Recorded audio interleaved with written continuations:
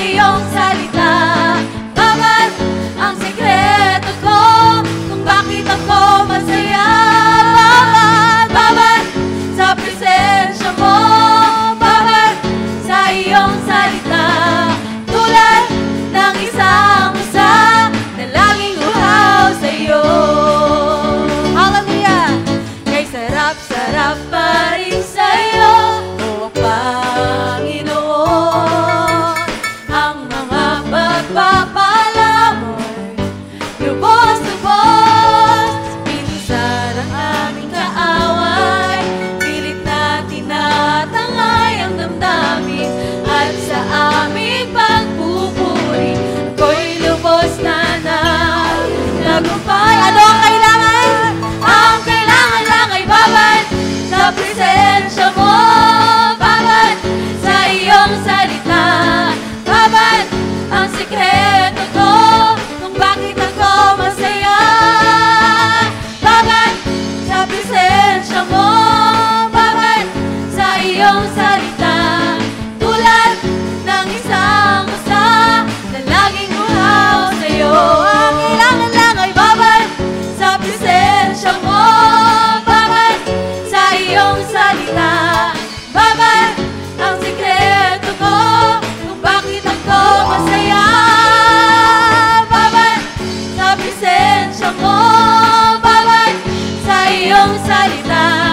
Tulad ng isang usa na laging uhaw sa iyo. Na laging uhaw sa iyo. Na laging uhaw sa iyo. Hallelujah! Ay sama-samang patuloy na magpuri at sumamba sa ating Diyos. Hallelujah! Tunay nga, O Diyos, na kay sarap magpuri sa iyo. Kay sarap magpuri, sumamba sa ating Diyos. Kay sarap umawit, sumayaw sa ating Diyos. Sabay-sabay na itataas ang ating mga tinig. Sabay-sabay na sisigaw ng hallelujah. Tayo na sama-sama mapagalay ng pagsamba. Tayo na sama-sama na umawit ng papuri sa nag-iisang Diyos, nag-iisang Diyos, Jesucristo. Hallelujah!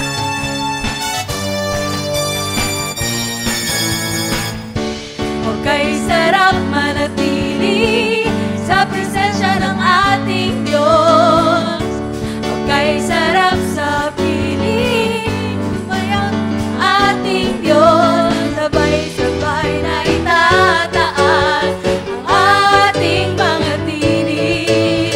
Sabay-sabay na sisigaw ng hallelujah. Tayo na sama-sama na maghalay ng pagsamba.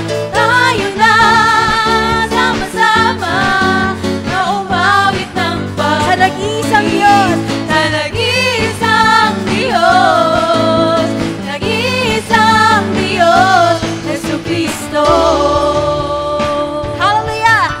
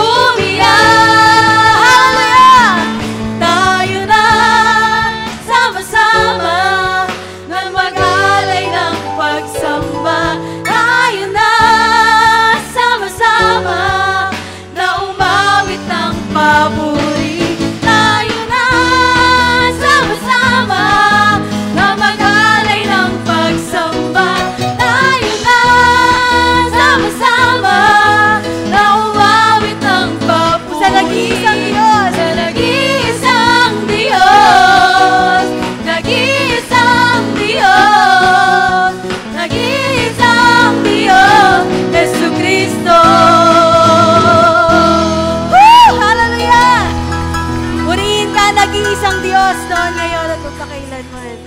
Hallelujah. Yes, Lord God.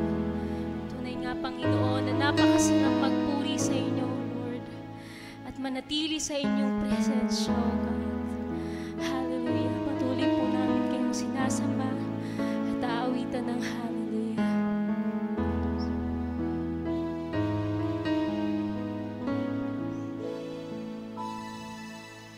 Ikaw ang kagalakan ko,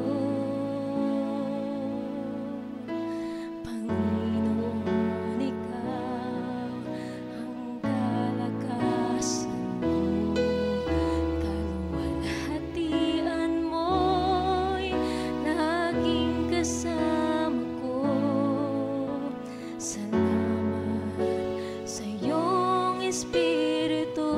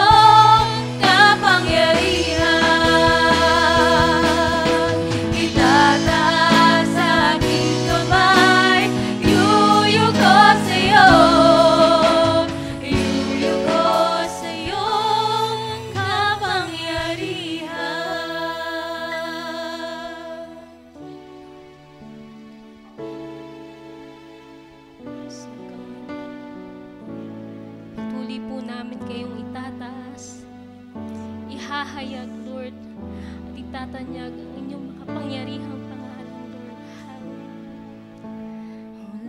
Walang katulad, walang gaya mo. Ikaw lang ang Diyos na sinasambang lubos.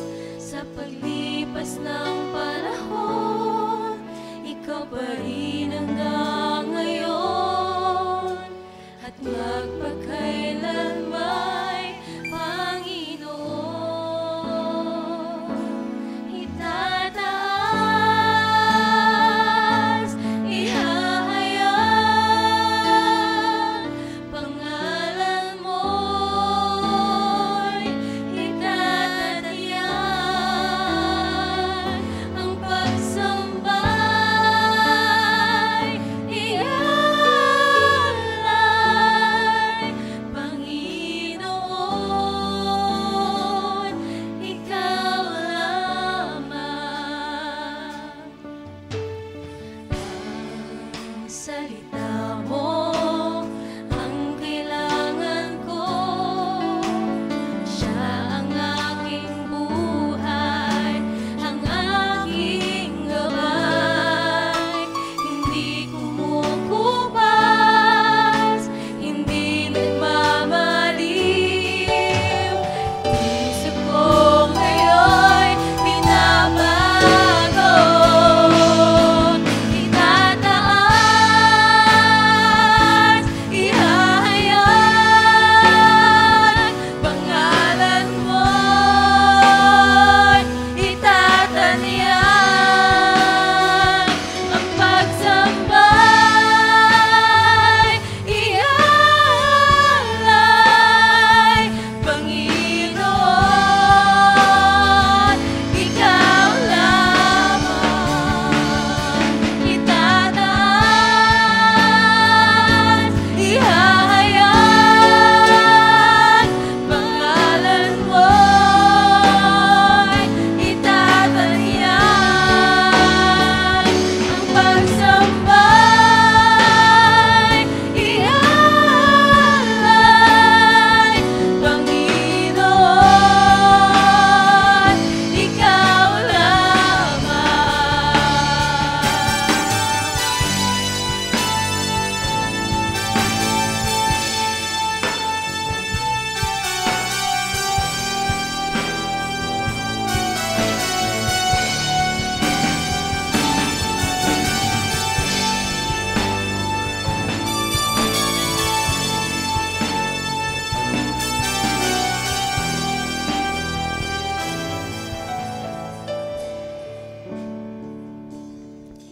Sa paglipas ng panahon, ikaw pa rin hanggang ngayon, at magpakailanman, Panginoon.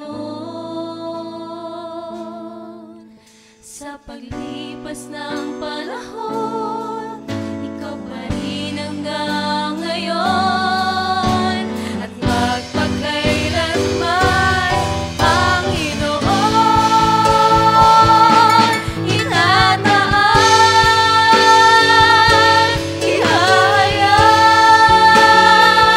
pangalan mo'y itatanyag.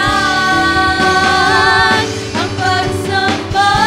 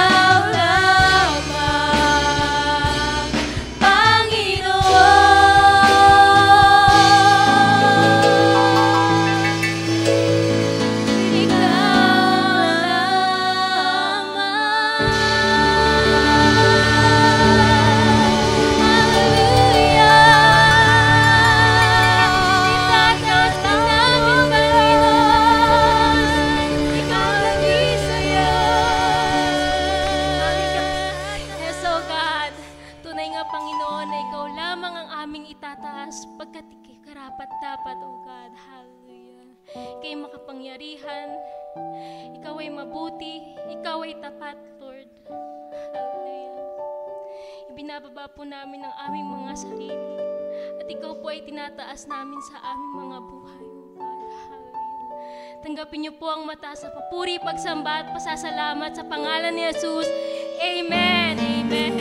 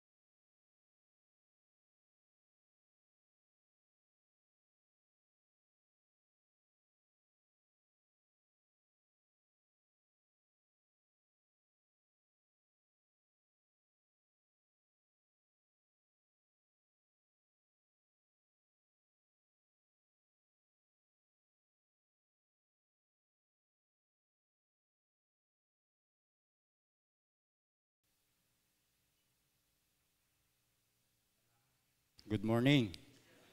Morning. Salamat sa Panginoon dahil sa kanyang habag, awa, pag-ibig. It's good to be back. Praise the Lord. After 7 months, ay nandito po muli ako sa inyong harapan at salamat sa Panginoon sa pagkakataon na pinagkaloob niya muli para ang inyong lingkod ay magamit po niya para po ibahagi ang kanyang mga salita sa umagang ito. Mapagpalang umaga, makulimlim na umaga, malakas ang ulan dito sa Quezon City. At mapagpalang umaga po ang aming pong pagbati, ang aking pagbati sa bawat isa na nandito at maging po yung mga nakikinig sa kanilang mga tahanan sa ating streaming. So, sa umagang ito ay parang naninibago. After 7 months, talagang nakakapanibago ang tumayo ulit sa harapan. So, hinihiling ko ang bawat isa na yumuko at tayo ay manalangin. Dakilang Ama na makapangyarihan sa lahat, sa umagang ito, nagpapasalamat po kami sa pagkakataon po na pinagkaloob niyo sa amin para muli o God ay makinig kami ng iyong mga buhay na salita. Lord, sa umagang ito, dalangin po namin na pagpalain niyo po ang aming pong pakikinig ng iyong mga salita. Maging po ang iyong lingkod na gagamitin, Panginoon. Dalangin ko, O Diyos, na ikaw po ang kumilos sa kanyang buhay. Gamitin niyo ang kanyang labi na daluyan, Panginoon, ng iyong mga salita sa umagang ito, O Diyos. Pagpalain mo po ang bawat isa sa amin, Panginoon, maging po yung mga nakikinig sa amin sa kanila pong mga tahanan. Pinupuri ka namin, Panginoon, ang pinagkakatiwala po namin sa inyo ang pagkabahagi ng iyong mga salita sa umagang ito. Sa pangalan ng aming Panginoong Hesus, ito pong aming samo dalangin. Lahat ay magsabi tayo ng Amen. Amen. Praise the Lord. Sige po, palakpakan natin ang Panginoon. Hallelujah. Po. So ang ating pong scripture text sa umagang ito ay makikita po natin sa Santiago, sa James. Sa English ay sa James. Santiago chapter 4, beginning from verse 1 hanggang 10. At hinihiling ko po ang bawat isa na tumayo. At tayo po ay sabay-sabay po na magbabasa ng salita ng Panginoon sa umagang ito. Santiago chapter 4, beginning from verse 1 hanggang 10. At ganito po yung ating mababasa. Saan nanggagaling ang inyong mga alitan at pag-aaway? Hindi ba't nagmumula iyan sa mga pagnanasang naglalaban sa inyong kalooban? Mayroon kayong ninanasa, ngunit hindi ninyo makamtan, kaya't pumapatay kayo. Mapasaan nyo lamang iyon. May mga bagay na gustong-gusto ninyo, ngunit hindi ninyo maangkin. Kaya kayo'y nagkakagalit at naglalaban-laban. Hindi nyo nakakamtan ang inyong ninanais dahil hindi kayo humihingi sa Diyos. At humingi man kayo, wala rin kayong natatanggap dahil hindi tama ang inyong layunin. Humihingi kayo upang mapagbigyan ng inyong kalayawan, mga taksil. Hindi ba ninyo alam na kapag nakikipagkaibigan kayo sa sanlibutan, ay kinakaaway ninyo ang Diyos? Ang sino mang nagnanais na maging kaibigan ng sanlibutan ay nagiging kaaway ng Diyos. Huwag ninyong akalaing walang kabuluhan ang sinasabi sa kasulatan. Ang Espiritong iniligay ng Diyos sa atin ay puno ng matitinding pagnanasa.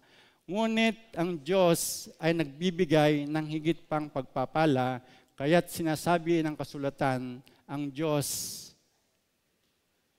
ay laban sa mga mapagmataas, ngunit pinagpapala niya ang mga mapagpakumbaba. Kaya nga, pasakop kayo sa Diyos, labanan ninyo ang dyablo at lalayuan niya kayo. Lumapit kayo sa Diyos at lalapit siya sa inyo. Hugasan ninyo ang inyong mga kamay, kayong mga makasalanan, linisin ninyo ang inyong puso, kayong pabago-bago ang isip. Maghinagpis kayo, umiyak at tumangis, palitan ninyo ng pagluha ang inyong tawanan at ng kalungkutan ang inyong kagalakan. Magpakumbaba kayo sa harapan ng Panginoon at itataas niya kayo. Maraming salamat po at magsiupo po tayo. Pagpalain po ng Panginoon yung pagkabasa ng kanyang mga salita sa umagang ito. Ano po? Alam ba natin na ang unang kasalanan ay pagiging mayabang? Alam ba natin na ang unang kasalanan ay pagiging mayabang? Sa English, fried chicken. Ay, sumubra. Pride lang pala. Hindi fried chicken, sumubra siya. And it was not committed on earth by man. At hindi po ito ginawa ng tao, kundi si Lucifer. Kilala ba natin si Lucifer? Okay. At it was committed hindi po dito sa lupa, kundi doon po sa langit. But it was also imputed to us when Adam and Eve sin or give in. Nung nag-give in po si Adam at saka si Eve, doon sa temptation ni Satan doon po sa Garden of Eden, it was also imputed to us. At makita po natin, when Satan committed this sin, he influenced 1/3 of the angels. So, sinasabi ng salita ng Panginoon na when he committed this sin, in-influence po niya yung 1/3. Sabi ng salita ng Panginoon, 1/3 of the angels in the heavenlies, in-influence po niya. Then judgment was immediate. At makikita po natin yung judgment po ng Diyos sa kanila is immediate. Makikita natin sa Isaiah na ibinagsak siya agad ng Diyos sa kalawakan. Wala pa yung earth Wala pa yung earth noon.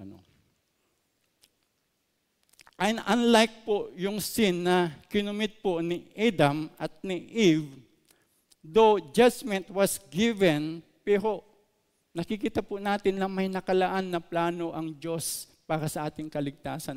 Makikita natin yung pagkakaiba. When Satan committed his sin, yung judgment po, kaagad ibinigay ng Panginoon sa kanya. Kaagad. Though, nung nagkasala si Eve at saka si Adam, binigay din po yung judgment sa kanila. Pero ang kaibahan po doon ay may plano ang Diyos para sa kaligtasan ng tao. Hindi po ba napakabuti ng Diyos sa atin? Amen. Hindi po ba napakabuti ng Diyos sa atin? Di ba? Mga kapatid po, ang mensahe ngayong umaga ay magpakumbaba kayo sa harapan ng Panginoon. Ano po? Ito po yung mensahe sa atin sa umagang ito.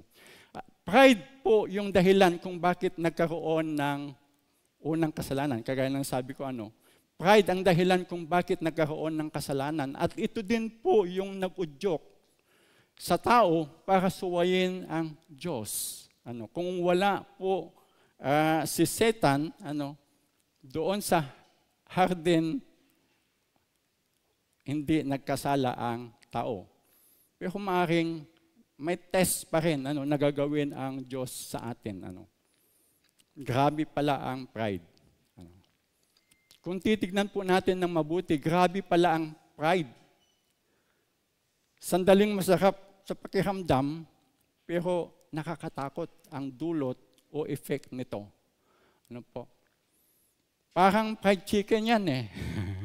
Kung balik tayo sa fried chicken, parang fried chicken po. Yan, masarap pero habang sumasarap yung recipe, di ba makikita natin, habang sumasarap po yung recipe ng chicken o yung pagkaluto, ay nagmamahal, di ba? Nagiging pricey yung chicken kapag sumasarap po yung recipe niya o yung pagkaluto niya. Lalong-lalo na yung fried chicken o yung luto ng Mang Inasal. Sino kumakain sa Mang Inasal? Sa Mang Inasal, kung minsan, dahil mayroon siyang unlimited rice, kaya kung minsan hindi natin namamalayan, hindi natin namamalayan, ang dami na palang natin nakain na rice, kaya tumataas yung sugar sa atin. Alam niyo, ganun po yung pride. Ang pride po, hindi po natin namamalayan yung effect. Okay? Marami sa atin po, hindi natin namamalayan yung effect o yung dulot.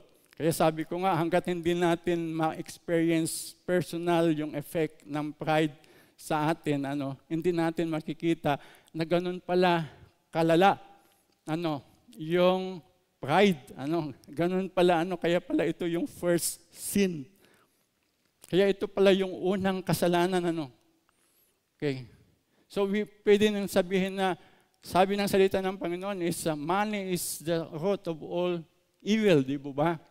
But I can say that pride is the root cause of all evil.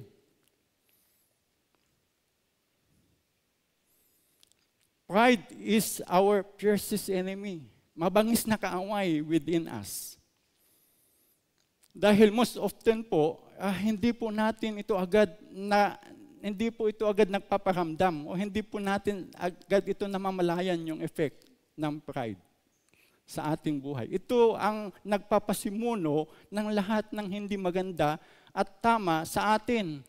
Pag hindi po ginamit sa tama, pag hindi po natin ginamit sa tama, kasi pwede din naman tayong magyabang, sabi ng salita ng Panginoon, pwede tayong magyabang, di ba? Sabi ni Pablo, I can boast, but in the Lord.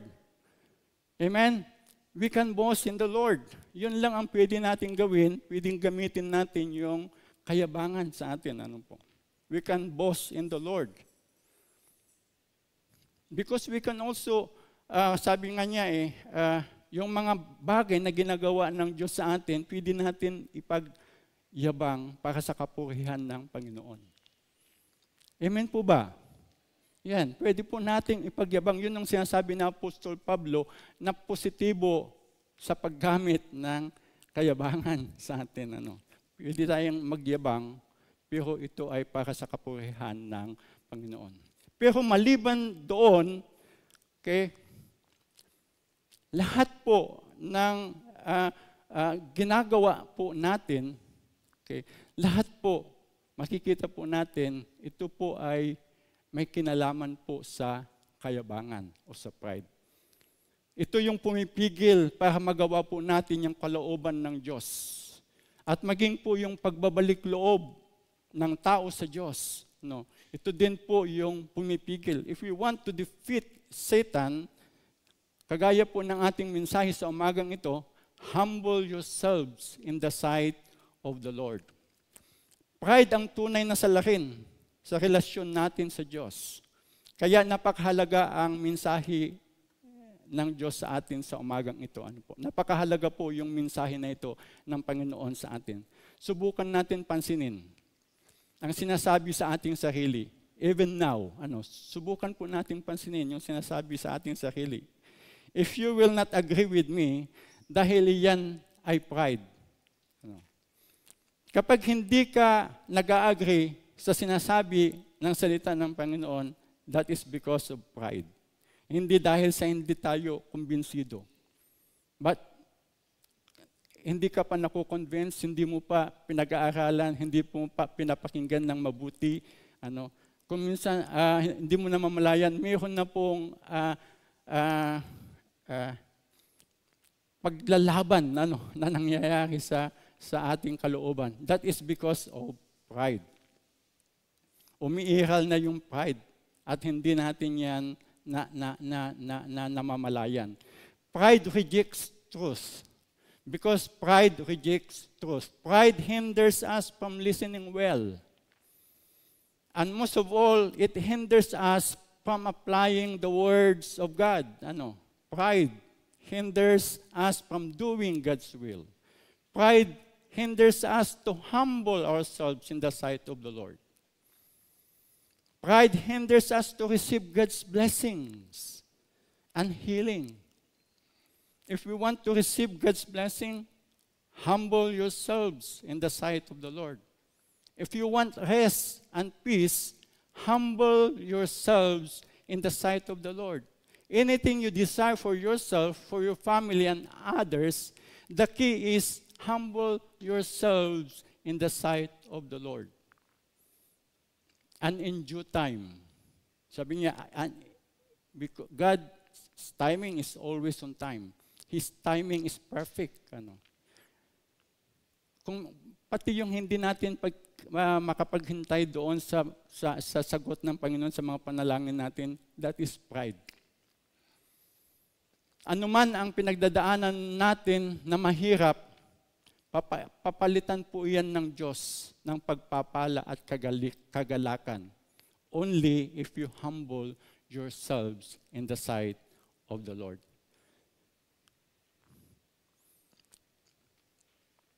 Yung tema po natin this year, is to occupy. Sabi niya, occupy until I come. Diba? Busy doing God's will. Hanggang sa bumalik ang ating Panginoong Hesus. But the challenge we have is,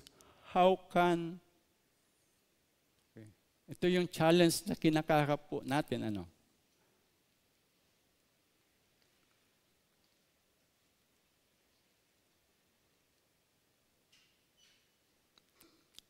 How can we occupy if there is wars and fighting in the church? Babalikan po natin yung ating text. Anong sabi doon sa ating text? Sa verse 1, sabi po niya diyan, saan nanggagaling ang inyong mga alitan at pag-aaway? Hindi ba't nagmumula iyan sa mga pagnanasang naglalaban-laban sa inyong mga kalooban? Sinong kausap po ni Apostol Santiago dito? Sino po ang sinulatan po niya dito? Kung titignan po natin, in-specify pa nga doon sa verse 1, sabi niya, yung mga pinili ng Diyos. Nangangahulugan po ang mga mananampalataya sa ating Panginoong Jesucristo.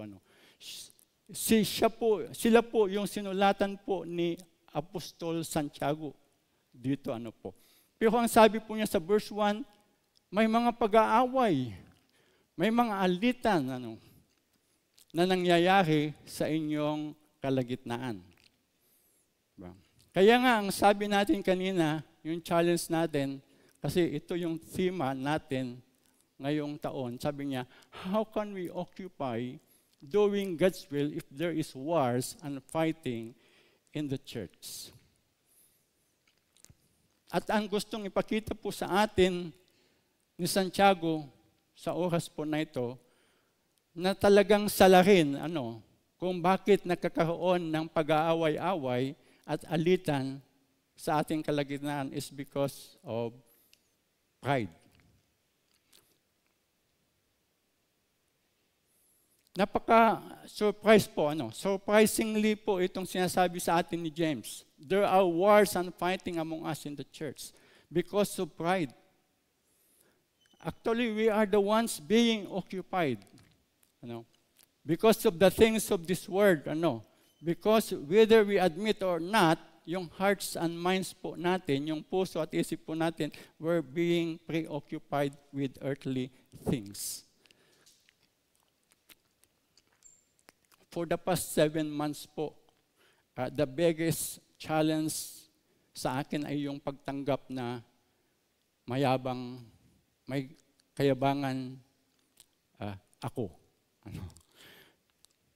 Ang hirap tanggapin yung sabihin na ikaw ay mayabang, na sa tingin mo, hindi ka naman mayabang.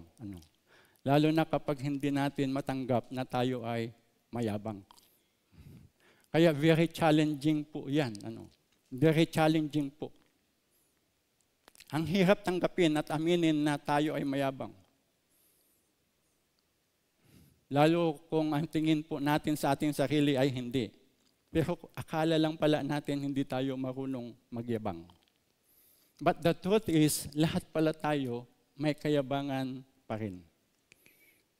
The fact na ito sinabi ni Apostol Santiago sa kanyang sulat sa mga iglesia, ito yung nakikita niya. Na merong kayabangan sa puso at isip ng bawat tao. At ang mga mananampalataya po ay hindi po exempted po dyan. Hindi lang po natin napapansin. And that is what the Apostle James is telling us. Sa verse 2, sabi niya, hindi lang po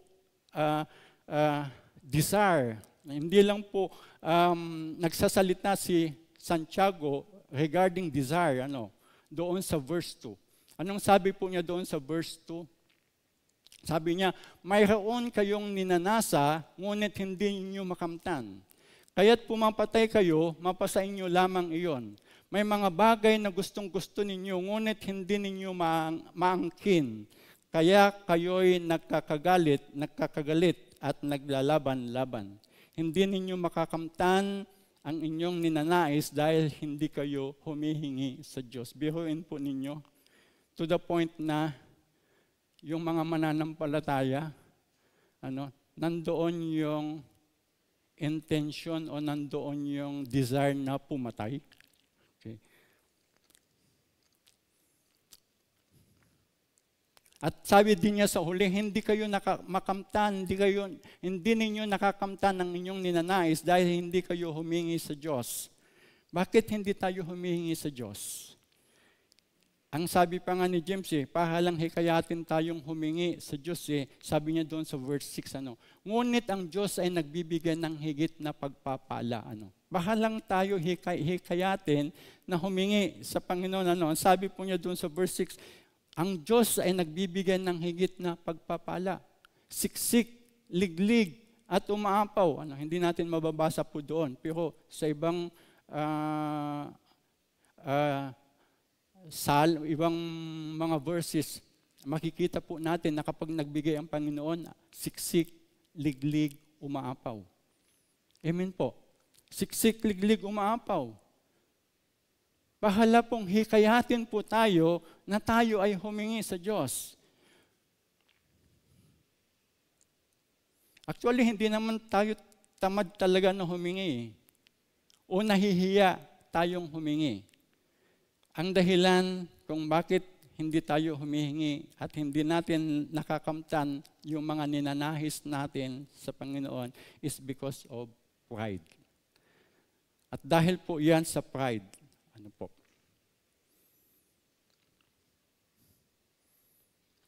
dahil po ang tao ay mahilig magpa-importante.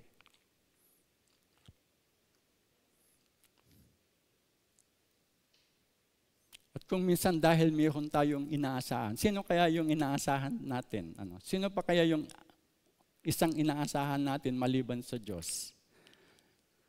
Diba? Sabi niya sa verse 4, friendship of the world is enmity with God.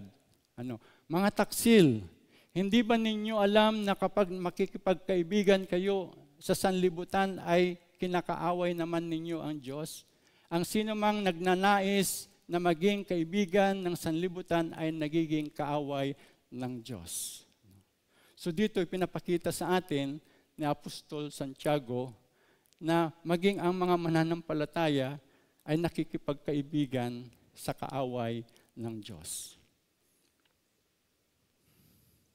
The fact that if we assess ourselves, na yung puso at isip po natin are still preoccupied with the things of this world, hindi po ba iyan sinyalis? Hindi po ba iyan sinyalis na tayo ay nakikipagkaibigan sa mundo? Kaya si James po, naalarma po si James, James was alarmed.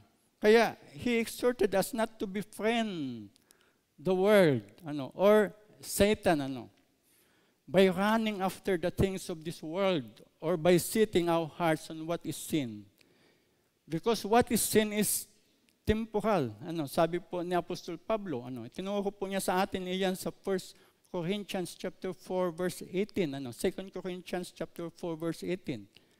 Anong sabi po niyo doon? Ano po ang sabi ni Apostol Pablo po doon sa 1 Corinthians chapter 4 verse 18? Sabi po niya, kaya't ang paningin namin ay nakatuon sa mga bagay na di nakikita at hindi sa mga bagay na nakikita, sapagkat panandalian lamang ang mga bagay na nakikita, ngunit walang hanggan ang mga bagay na di nakikita. Kaya huwag po tayong maniwala sa mga pangako ni Satan na napapako. Sa Diyos po tayo umasa at humingi. Ito yung sinasabi po ni Apostol Pablo sa atin, huwag po tayong umasa sa mga pangako ni Satan sa atin na napapako. Sa Diyos tayo umasa at humingi dahil siya yung pinagmumulan ng tunay na pagpapala. Dahil siya ang malikha ng lahat ng mabubuting bagay.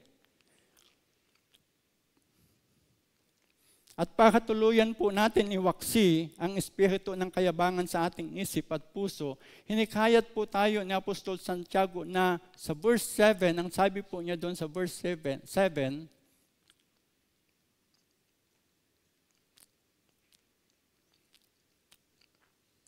kaya nga pasakop kayo sa Diyos, labanan ninyo ang dyablo at lalayuan niya kayo.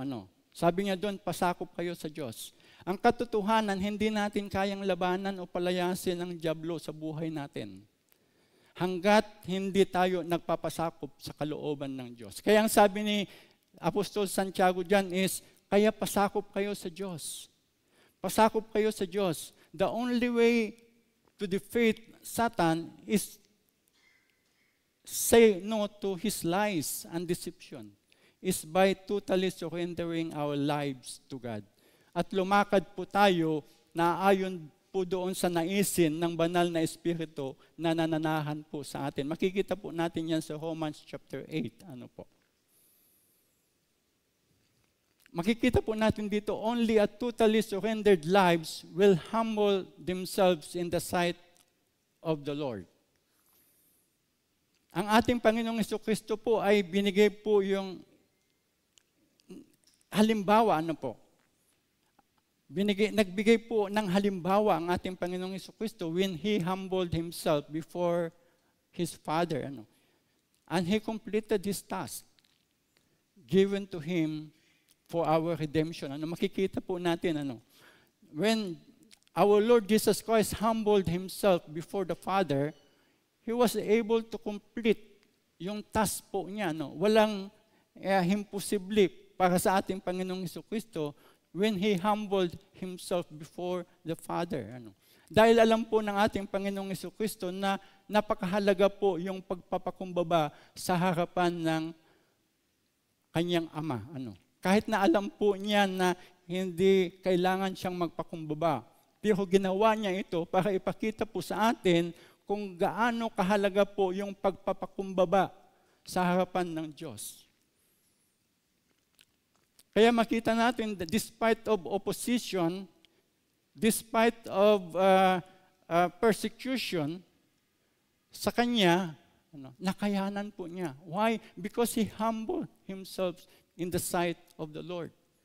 At nakita din po yun ni Apostol Pablo. When Apostle Paul humbled himself in the sight of the Lord, kasi he followed the example of our Lord Jesus Christ. He imitated the example of Christ. Apostle Paul was able to complete his task. He became a good apostle to the Gentiles. He finished the race. And sabi niya, I have fight the good fight of faith. Why? Because he humbled himself before in the sight of the Lord. Dahil ito po yung nakita niya sa ating Panginoong Jesucristo when he humbled himself to the Father. Nakikita po natin yan sa Philippians chapter 2.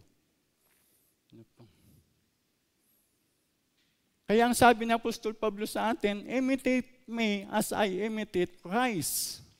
So yun po yung napakahalaga na mensahe na nais po ni Apostol Pablo, maging po si Apostol Santiago, na ipamuhay po natin. Natanggapin natin at ipamuhay po natin. Yung pagpapakumbaba. Dahil makita po natin, ang pagpapakumbaba po is the key to their victory.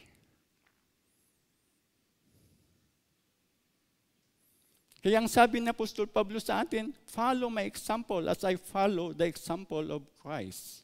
At ito ay yung pagpapakumbaba po sa harapan ng Diyos. Mahirap po ang magpakumbaba sa harapan ng Diyos.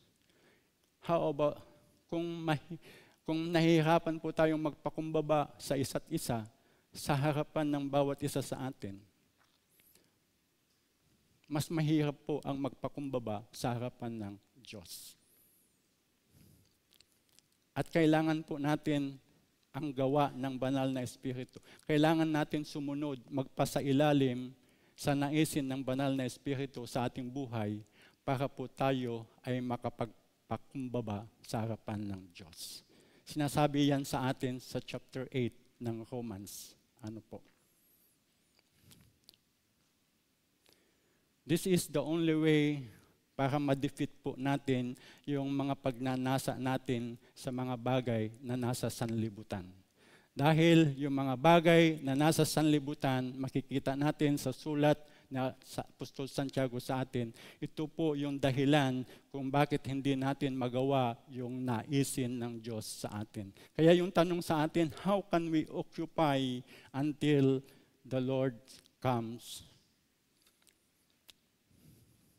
Let us humble ourselves in the sight of the Lord. Alam po natin yung katotohanan dito sa mundo na kapag marami kang ari-arian, lalo kang nabibigatan.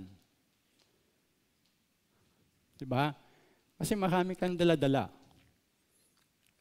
Totoo po, dahil hindi mo po alam kung saan mo itatago yung kayamanan mo. Minsan naisip ko yan .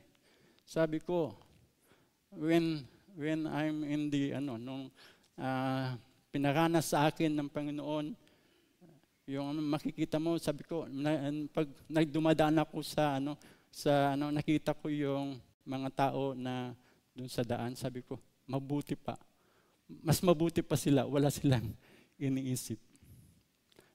Wala silang pinapansin, sa kanilang buhay, sarili. Although talagang mahirap, mahirap ang buhay ng mahirap, di po ba?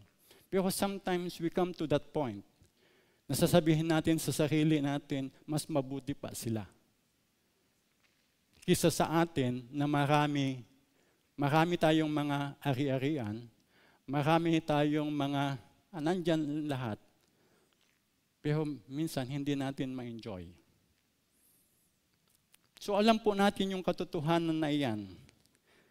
na kapag marami po tayong mga ari-arian, lalo po tayong nabibigatan. Dahil sabi ko nga, hindi mo alam kung saan mo itatago yung kayamanan mo. Hindi mo malalaman kaya nga, nagtataka tayo kapag yung nananalo ng loto, hindi po sinasabi kung sino yung nanalo ng loto. Diba? Hindi po pinapakita yung mukha, maging yung pagkakilanlan niya. Why? Kasi marami siyang magiging problema kapag ipinakilala siya sa madla. Alam po natin kung bakit. Maging yung mga mayayaman, ang daming bodyguard. At kung wala ka naman pera, mabigat din. Dahil sa iyong pangangailangan, sa responsibilidad sa pamilya, mahirap ang walang pera. Kaya ang sabi ni Apostol Santiago sa atin sa verse 8, anong sabi niya sa atin sa verse 8? Lumapit kayo sa Diyos at lalapit siya sa inyo. Lumapit kayo sa Diyos at lalapit siya sa inyo. In Matthew chapter 11 verse 28, sabi niya doon, lumapit kayo sa akin, kayong lahat na nahihirapan at nabibigatan sa inyong pasanin, at kayo'y bibigyan ko ng kapahingaan. Kaya mga kapatid, meron o wala tayong hihilingin, o wag po tayong mahiyang lumapit sa Diyos. Amen po? Lapit lang ng lapit, lapit lang para mawala yung pride natin. Yun yung antidote, doon sa pananatili o pagkakaroon natin ng kayabangan, yung paglapit natin sa Diyos. Kaya ang sabi ni Apostol Santiago sa atin, lumapit kayo sa Diyos. Because the more we come to God, the closer we become and walk with Him. Mga kapatid, ang paglapit natin sa Diyos ay nangangahulugan po at nagpapakita po ng pagpapakumbaba sa Kanyang harapan.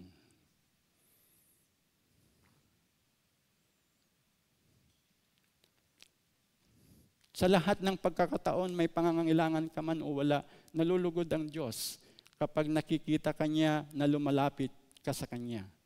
Dahil sa tuwing lalapit tayo sa Kanya, ibig sabihin po, inilalayo po natin ang ating sarili sa mga bagay na nasa sanlibutan. Tandaan po natin, the tuwing lalapit tayo sa Kanya, sa Panginoon, ibig sabihin po, inilalayo po natin yung ating sarili sa mga bagay na nasa sanlibutan. The fact that we spend, sabi ko kanina, yung katotohanan that we spend more of our time on earthly things, hindi ba ito sinyalis na makamundong buhay at pakikipagkaibigan sa kaaway ng Diyos? Kaya ang sabi ni James sa atin, he called it adultery.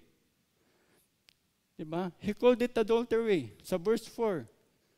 That's why hindi po siya nahiya na tawagin maging mga mananampalataya. Sabi niya, you, diba sabi niya, adulterers and adulteresses. Ito ay mabigat na kasalanan na ang kaparusahan ay nagdudulot ng kamatayan. Baging ang Bible sabi niya, may mga kasalanan na hindi nagdudulot ng kamatayan, may mga kasalanan na nagdudulot ng kamatayan. Di po ba? At tandaan po natin, ang pride po, ito yung kasalanan po, na makikita natin. Kaya sabi ko kanina, sa ating pangbungad na salita, nung nagkasala po si Lucifer because of his pride, binagsak siya kaagad ng Diyos. Without second chance. Kaya ito yung kasalanan po na nagdudulot po ng kamatayan. Kaya sabi ni Santiago, bahagi ng chapter ng verse 8 hanggang verse 9, anong sabi po niya? Hugasan ninyo ang inyong mga kamay. Kayong mga makasalanan, linisin ninyo ang inyong puso, kayong mapagpabago-bago ang isip. Maghinagpis kayo, umiyak at tumangis, palitan ninyo ang pagluha, ang inyong tawanan at ng kalungkutan ang inyong kagalakan. Ang pag-amin po at paghingi po ng tawad sa ating mga kasalanan sa harapan ng Diyos ay pagpapakita ng pagpapakumbaba sa Kanyang harapan. So let us therefore find courage to expose ourselves Pag alam po natin na tayo ay nagkasala, admit and ask God's forgiveness. Huwag na po natin hintayin pa na ang Diyos ang mag-expose sa atin. Kaya ang sabi niya doon sa 1 John chapter 1 verse 8, ano sabi niya? If we claim to be without sin, we deceive ourselves. And the truth is not in us. Pero tandaan natin, in verse 9, sabi po niya doon, if we confess our sins, He is faithful and just and will give us our sins and purify us from all unrighteousness. Amen po. Kaya ko pong nakikita po natin na tayo po ay nagkakasala, tayo po ay nagkukulang. Ang sabi ni Apostol Santiago sa atin, lumapit tayo kagad sa Kanya at hugasan, magpahugas tayo. Amen. Magpahugas po tayo sa Panginoon.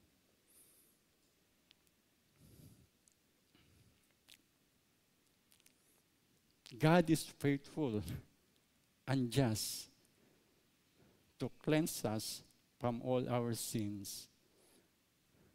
He is faithful to purify us from all our unrighteousness.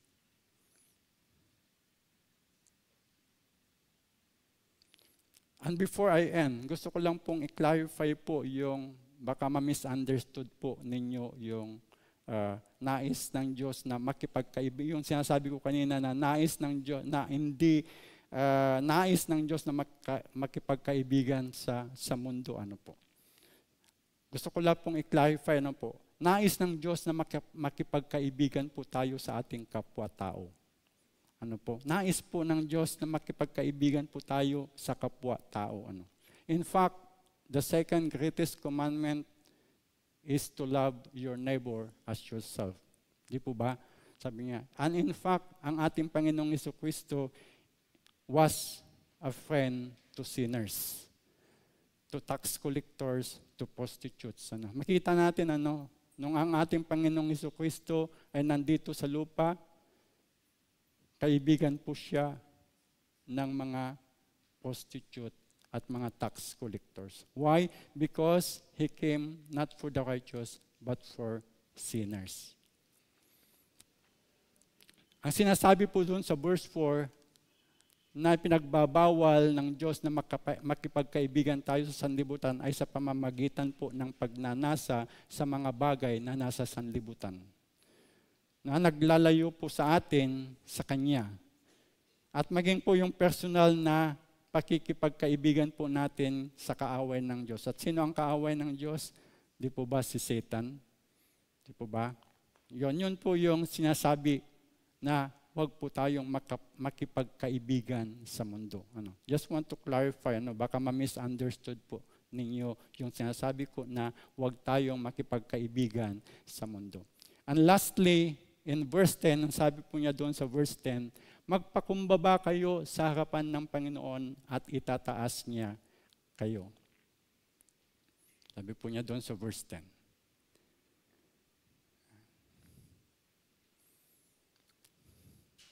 Kung saan po, ito po yung pangunahing mensahe. Nasa huli po siya, pero ito po yung pangunahin na mensahe sa atin ni Santiago ng Panginoon.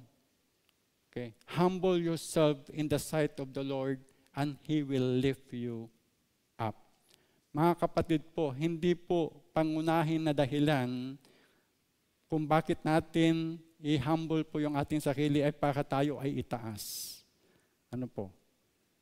Hindi nangangahulugan na tayo ay magpakumbaba sa Diyos dahil gusto natin tayo ay itaas ng Diyos.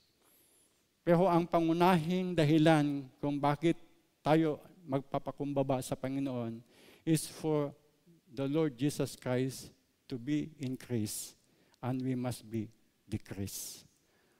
Amen po. Para ang ating Panginoong Jesucristo ay lalong maitaas sa buhay natin at tayo ay maibaba. At pag gawin po natin iyon,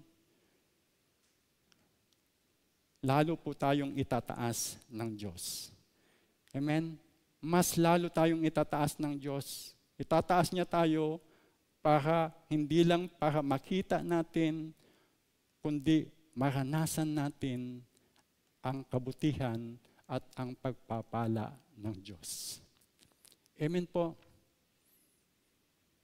Kaya sa umagang po ito, ang conclusion po natin, sabi niya, Jesus Christ must increase, but I must decrease. Ano po?